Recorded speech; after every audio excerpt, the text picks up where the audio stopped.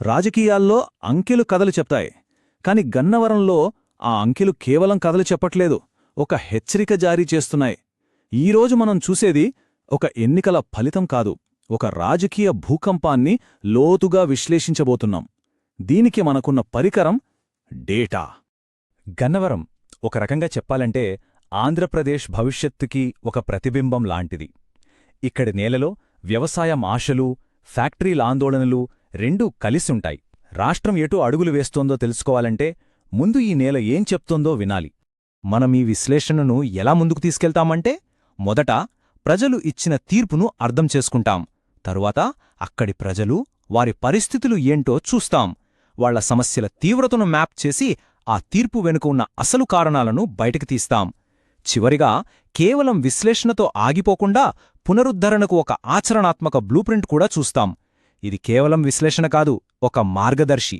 పదండి మొదలు పెడదాం.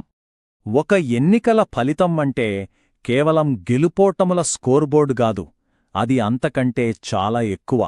ఓటర్లు మనకు పంపిన ఒక సంక్లిష్టమైన సందేశమది. గన్నవరంలో ఆ సందేశం చాలా స్పష్టంగా, బలంగా వినిపిస్తోంది. 92.8%. ఒక్క క్షణం ఈ నంబర్ గురించి ఆలోచించండి. ఇది మామూలు పోలింగ్ కాదు, ఇది ఒక ప్రజా ఉద్యమం లాంటిది. ప్రజాస్వామ్యంలో ఇలాంటి అంకెలు కనిపించాయంటే దాని వెనుక తీవ్రమైన అసంతృప్తి అయినా ఉండాలి, లేదా ప్రగాఢమైన ఆశ అయినా ఉండాలి. గన్నవరం విషయంలో ఇది మార్పు కోసం ప్రజలు చేసిన ఒక బలమైన ప్రకటన. మరి మార్పు కోసం ప్రజలు ఎందుకింత బలంగా కోరుకున్నారు? అది అర్థం కావాలంటే ముందుగా మనం గన్నవరం ప్రజల గురించి, వాళ్ల జీవన విధానం గురించి తెలుసుకోవాలి. ఏంటి గన్నవరం ప్రత్యేకత? గన్నవరం ఒకేసారి రెండు ప్రపంచాల్లో బతుకుతోంది. 50% గ్రామీణం, 50% పట్టణ ప్రాంతం. అంటే ఒకవైపు వ్యవసాయం, రైతులు, వాళ్ల కష్టాలు, మరోవైపు పరిశ్రమలు, పట్టణ ఆకాంక్షలు, కొత్త ఉద్యోగాలు. ఇక్కడే సాంప్రదాయం ఆధునికతతో పోటీపడుతుంది. ఇది చాలా ప్రత్యేకమైన సవాళ్లను, అవకాశాలను కూడా సృష్టిస్తుంది. ఇక సామాజికంగా చూస్తే ఇక్కడి రాజకీయ సమీకరణాలు కూడా చాలా సున్నితమైనవి. కమ్మ సామాజిక వర్గం ప్రభావం గణనీయంగా ఉన్నప్పటికీ దాదాపు 25-30% ఉన్న ఎస్సీ జనాభా ఇక్కడ నిర్ణయాత్మక శక్తి. వాళ్ల ఓట్లు ఎటువైపు పడితే ఫలితం అటువైపు మళ్లుతుంది. అంటే గన్నవరంలో గెలవాలనుకునే ఏ వ్యూహమైనా ఈ రెండు వర్గాల ఆకాంక్షలను ఖచ్చితంగా బ్యాలెన్స్ చేయాల్సిందే. ఏ రాజకీయ విశ్లేషణైనా ఈ వాస్తవాలను గౌరవించాలి. ఎందుకంటే ప్రతి పౌరుడికి గౌరవంగా జీవించే హక్కు మన రాజ్యాంగం కల్పించిన ప్రాథమిక విలువ. సరే, ఇప్పటిదాకా మనం స్థూలంగా చూశాం. ఇప్పుడు సూక్ష్మంగా క్షేత్రస్థాయిలోకి వెళ్దాం. ఎన్నికల ఫలితాన్ని నిజంగా అర్థం చేసుకోవాలంటే ఓటర్లు పడుతున్న బాధలను మనం వీధి వీధినా, పల్లెపల్లెనా అర్థం చేసుకోవాలి. ముందుగా గ్రామీణ ప్రాంతాలైన బాపులపాడు, ఉంగుటూరు మండలాల్లోకి వెళ్తే మనకనిపించేది తీవ్రమైన వ్యవసాయ సంక్షోభం. రైతులు గిట్టుబాటు ధర లేక, సాగునీరు అందక అల్లాడిపోతున్నారు. రోడ్లు, కరెంట్ లాంటి కనీస మౌలిక వసతుల కొరత స్పష్టంగా కనిపిస్తుంది. అన్నిటికంటే ముఖ్యంగా చదువుకున్న యువతకు ఉద్యోగాలు లేక వాళ్ల భవిష్యత్తు ప్రశ్నార్థకంగా మారింది. ఇది కేవలం సమస్యల జాబితా కాదు, ఇది అంచున నిలబడిన ఒక సమాజం యొక్క ఆవేదన. ఇక గన్నవరం టౌన్కి వస్తే ఇక్కడ సమస్యల స్వరూపం మారుతోంది, కాని వాటి తీవ్రత మాత్రం తగ్గదు. మధ్యలోనే ఆగిపోయిన ఫ్లైఓవర్, స్కూల్ బిల్డింగ్ లాంటి ప్రాజెక్టులు ప్రభుత్వ వైఫల్యానికి సాక్ష్యాలుగా నిలిచాయి. స్థానిక పరిశ్రమల నుంచి ఉద్యోగాలు రాకపోవడంతో యువత నిరాశలో ఉన్నారు. చిన్న వ్యాపారులు అప్పులు దొరక, మార్కెట్లు లేక ఇబ్బంది పడుతున్నారు. వీటన్నిటికీ తోడు పెరుగుతున్న ధరలు, జీవన వ్యయం మధ్యతరగతి కుటుంబాలను కుంగదీస్తోంది. ఇప్పుడు విజయవాడ రూరల్ పరిధిలోని గ్రామాలను చూద్దాం. ఇక్కడ ప్రధానంగా వినిపించే మాట మమ్మల్ని పట్టించుకోవట్లేదు అనేది. అమ్మఒడి, పెన్షన్లు లాంటివి సకాలంలో అందట్లేదు. రుణమాఫీ హామీలు నెరవేరలేదు. కనీసం ఊరికి సరైన రోడ్లు, బస్సు సౌకర్యం కూడా లేదని ప్రజలు వాపుతున్నారు. ఈ నిర్లక్ష్యభావనే తీవ్రమైన అసంతృప్తికి కారణమైంది. ఈ సమస్యలన్నీ యాదృచ్ఛికంగా పుట్టుకొచ్చినవి కావు. ఇవన్నీ ఒక లోతైన వ్యవస్థాగత వైఫల్యానికి గుర్తులు. ఇప్పుడు మనం ఆ చుక్కలను కలుపుదాం. ఈ రాజకీయ వ్యతిరేకతకు దారితీసిన అసలు కారణాలను బయటికి దిద్దాం. ఈ పట్టిక చూస్తే మనకు అసలు కథ స్పష్టంగా అర్థమవుతుంది. ఒకవైపు ప్రజల బాధలు, అమ్మఒడి ఆలస్యం, నిరుద్యోగం, కేడర్ నిరాశ. మరోవైపు వాటికి కారణమైన వ్యవస్థాగత వైఫల్యాలు, సంక్షేమ పథకాల పంపిణీలో లోపాలు, క్షేత్రస్థాయి సంస్థను నిర్లక్ష్యం చేయడం, సరైన కథనాన్ని ప్రజల్లోకి తీసుకెళ్లలేకపోవడం.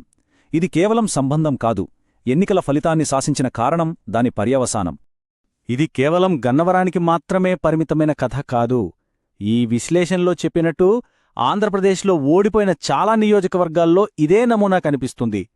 ఎప్పుడైతే స్థానిక నాయకులను, క్షేత్రస్థాయి వాస్తవాలను విస్మరిస్తారో అప్పుడు ప్రజల మద్దతును కోల్పోవడం ఖాయం. ఇది రాజకీయాల్లో ఒక ప్రాథమిక సూత్రం.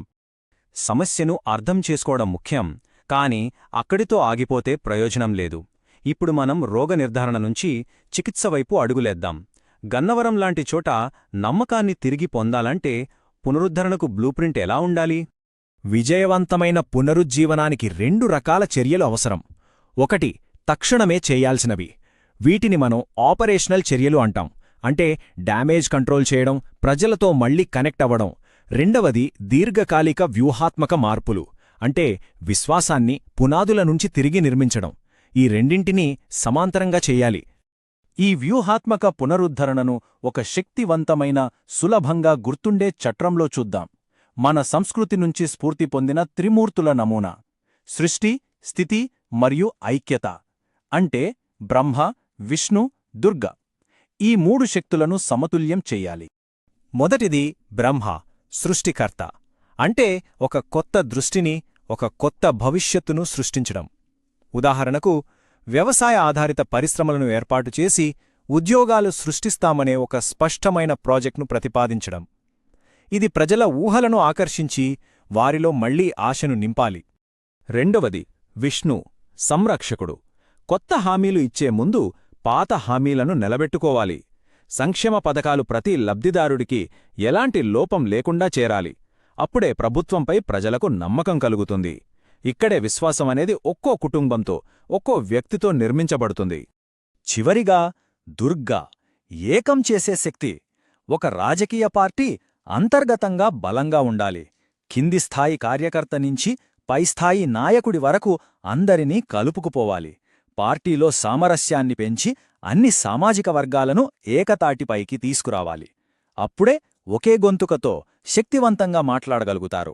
గన్నవరం నుంచి మనం నేర్చుకున్న పాఠాలు కేవలం ఒక నియోజకవర్గానికి, ఒక పార్టీకి సంబంధించినవి కావు. ఇవి పాలనకు, ప్రజాస్వామ్యానికి సంబంధించిన సార్వత్రిక సత్యాలు. ఈ డేటా సేకరణ, విశ్లేషణ అన్నీ పౌరుల గోప్యతను గౌరవిస్తూ వారి అనుమతితోనే జరగాలి. భారతదేశం యొక్క DPDP ఫ్రేమ్వర్క్ కూడా ఇదే స్పష్టం చేస్తోంది. పాలనలో పారదర్శకత, ప్రజల వ్యక్తిగత హక్కులకు రక్షణ రెండూ ముఖ్యం. కాబట్టి చివరిగా మన ముందు ఒక ప్రాథమిక ప్రశ్న మిగిలింది. డేటానే ప్రజల అసలైన గొంతుకైనప్పుడు ఒక నాయకుడి అంతిమ కర్తవ్యమేంటి? ప్రజలు చెప్పేది శ్రద్ధగా విని, ఆ విన్నదానిపై ధైర్యంగా, నిజాయితీగా పనిచేయడమేనా? ఈ సవాలు కేవలం గన్నవరానికే కాదు, మన ప్రజాస్వామ్య వ్యవస్థ మొత్తానికి వర్తిస్తుంది. మీరు ప్రజాకేంద్రీకృత నాయకుడిగా ఎదగాలనుకుంటే మరియు మీ నియోజకవర్గాన్ని అభివృద్ధి చెయ్యాలనుకుంటే blueprintstrategies.ai ని mgr@blueprintstrategies.ai వద్ద సంప్రదించండి, లేదా 0804204160కి కాల్ చేయండి. రాజకీయాలకు అతీతమైన లక్ష్యం